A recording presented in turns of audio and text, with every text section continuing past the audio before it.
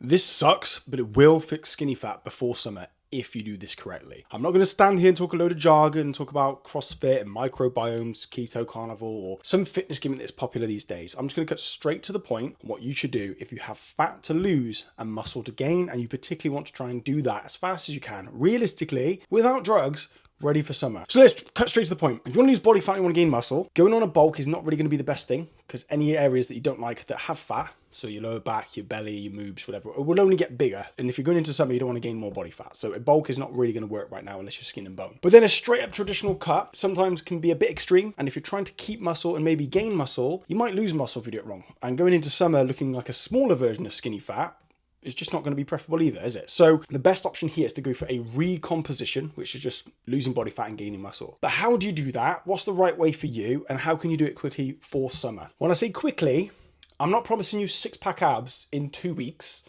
or even 6 weeks, but 7.5 weeks, I can guarantee it. No, I'm joking. Quick results aren't really a thing, but you can make fast progress. You can make changes quickly. And to be honest with you, if you're skinny fat and you lock this in for the next, 8, 12, 16 weeks, you can make some substantial changes. So let me cut straight to the point. Number one that sucks, you're going to have to get over and just do it, is you're going to have to manage your calories. This can be your meal plan if you want. If you want to prep your meals and eat your chicken, broccoli and rice, that's fine. But it needs to hit the calorie target. Like I said at the beginning, if it's too low, too soon, too extreme, you're probably going to fall off. You're going to perpetuate a sort of binge where you fall off and eat loads of crap because your body can only eat so low calories so long for so soon. So you need to go for a smaller calorie deficit. This is very simple to work out.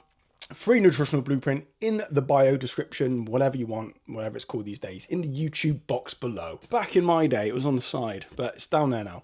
Or in the comments. That's free. It's going to give you a equation to work out and get your calories right and how to set up your macros. Either way, if you download that, you're going to get the numbers correct. Do not skip this step because that is where I went wrong for about 8 years, okay? Because my numbers weren't right. I was training well, I was eating all the great foods, I was doing everything right. I looked the same. As soon as I got my numbers worked out and realized how specific it needed to be for me, that's when I made this transformation, okay? Over years, not in 6 weeks, all right? Being honest here.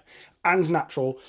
This ain't a steroid channel. If you want to take steroids, go and watch Cavicula or whatever his name is. Anyway, point being, get those numbers right. What you're going to do then is work out your maintenance and then take 500 calories off that maintenance, which will include your activity like the gym and everything. That's going to help you lose body fat. But it's not too much of a deficit that it's unsustainable. It's not too much of a deficit that you're going to lose muscle, lose performance, and feel like crap and lower your testosterone and get injured, okay?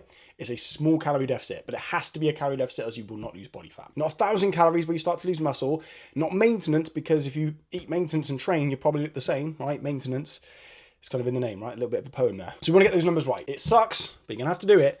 Track them. Use MyFitnessPal, Carrier Pigeon, books and quills, toilet paper, the notepad, notes on your phone. I don't care how you track it. Because if you don't track it, I don't want to do that, then, I'm the wrong channel. Because you need to know those numbers. If they're precise, if you're hitting a 500 calorie deficit every single day and you're hitting the protein target that you need every single day, what do you think is going to happen in those weeks and months? You're going to see progress. And then when your body inevitably gets used to it, because there will be such thing as metabolic adaptation, where your body goes, cool, I'm getting used to this, mate. Now what? You know what to change because you've been tracking it. Whereas if you just eat randomly and you're up and over and all over the place and then you starve yourself, that's why people get stuck, right? That genuinely is what took me so long to get anywhere in my progress, and it's where 9 times out of 10 I speak to someone and that's where they're going wrong. Get that right. It sucks, but it will work. If you don't want to track it, you can work out your numbers, divide that by 3 meals, 4 meals, and follow a meal plan. Some people follow prep companies. I have clients that prep every Sunday and put it in the fridge and eat it throughout the week. Either way, as long as you hit those numbers via tracking, prepping, whatever, it will work, okay? Get that right, in case I didn't make myself clear. I know it's boring, I know it sucks, but that will save you so much time. And every fitness influencer just seems to skip over that, even though it's the foundation. So that's number one. The second thing that sucks that you're gonna have to do is you are gonna have to go to the gym. Or you can train at home, as well, that's fine. You don't need to do a bunch of cardio. Cardio is fantastic, and I'm not saying don't do it, but if you're skinny fat and you wanna lose body fat and keep muscle and gain muscle for summer, and you're doing 1,000 star jumps and loads of burpees and running, which is great for fitness, don't get me wrong, you're not really gonna encourage your body to keep any size. And if you do it excessively, you can go catabolic, where you eat away into such a large deficit, your body wastes muscle tissue. So think about it like this. If you're eating in a calorie deficit, you're going to the gym on 12% battery, whatever the hell, 15% battery, which is fine. So you're not going to start streaming films, are you? You're not going to start running around. You've got very limited battery, so you're going to have to use it wisely. So if you go to the gym and you're on a lower battery because your calories are lower, you need to save that energy for the weights. You need to save that energy for getting stronger. If you're in a deficit and you're getting stronger in the gym, you're hitting your protein, how do you think your body's going to adapt and react to that? If you're brand new to the gym, you're going to gain a significant amount of muscle. I've done it before. This is Reese. I've shown everyone this because I'm proud of him and he's done very well. This is 12 months, natural, full recomposition, no BS, no faffing. We just got stronger, tracked the food and made adjustments and just kept him accountable to actually do it on those moments where you kind of doubt yourself and get busy with life, right? That's what we did. Same with Matt. This is 4 months in between these photos, lost some body fat, gained a bit of muscle. Tom, about 9 months, I think, in this photo. Lost body fat, gained a bit of muscle. You know, these guys are getting massive. They're not getting massive, but if you're talking trying to get in great shape for summer, this is what you need to be doing. So getting stronger. You can keep this as simple as possible. You can do a pull, push legs. You could do upper body, lower body. And a lot of people go, can I do, you know, plyometrics and body weight movements? And you can, as long as it's progressed and you're improving it over time. But the downside of doing bodyweight movements is you sort of hit a plateau. There's only so many reps and so much movements you can do. So sometimes you need to add weight to it, but that's that. I would recommend a gym because it's just infinite progression, because you just add weight or change the movement slightly. Either way, if you're getting stronger in the gym and you're tracking your workouts via Notepad as well, okay, my clients track it in an app, nothing special about that. It just means they know what they're doing each week. You can use a Notepad. That way you know what reps you do, what weights you do, and the next week you try and beat it. It's really that simple. It's boring and it sucks, but it works. I've been trying to get in shape since I was 14. I turned 34 this year, and I've only in the past few years sort of got things together and actually made progress. That's why I'm so passionate about this, because I was like, damn, I was like trying to do a bit of CrossFit. I was trying to do the fat burning classes. I was doing high volume. I was doing drop sets, supersets. I was copying all the pro bodybuilders, and I was like, hang on a minute. I'm skinny fat, and I got shite genetics, and I'm natural. So how do I do it? And then I realized, you just need to progressively overload and hit your numbers and adjust over time so you don't plateau. That is it. That is really it, guys. It's so boring. I'm sick of talking about it, but here I am. So get stronger. Track your workouts, track your calories, track your protein. And then to monitor your progress, take a weekly progress photo, do daily weigh-ins and monitor it weekly. Every week, my clients, I will literally bring up everything they've tracked and go through it with a fine tooth comb to make sure things are working. And 9 times out of 10, it's spot on and they're making progress.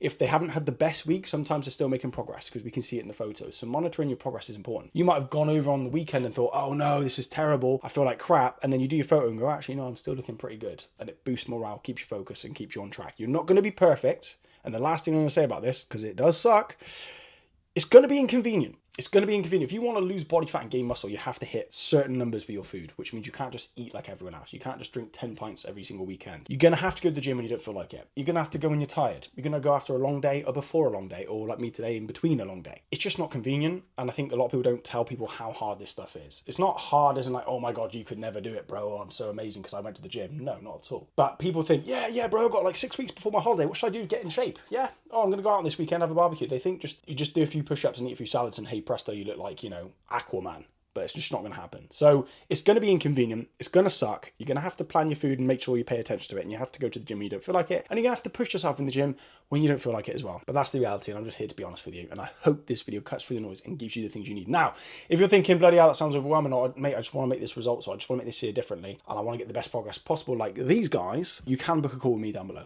I do one-on-one coaching online. This video wasn't meant to be a sales pitch, but I always feel stupid if I don't mention it at the end of the video. But I put it at the end of the video because I don't want to spam you. As it currently stands, I don't even know if I have spaces because it's pretty busy and I have a bunch of people signed up recently. But you might be watching this after the fact. So if there's a call link, book a call and have a chat and see if I can help you out one-to-one. Download your free nutritional blueprint. And if you want to know a little bit more specific about how you can fix skinny fat, watch this video over here. And comment apple, because last time I said comment banana, everyone commented banana. It was amazing. It's nice to know who watches my videos to the end. So we'll go fruits. We'll stick to the fruit theme. So comment apple. Thanks for watching. Hope you get in shape for summer. Have a great day. It's supposed to go up. Oh, it's not working. Shit. Go up.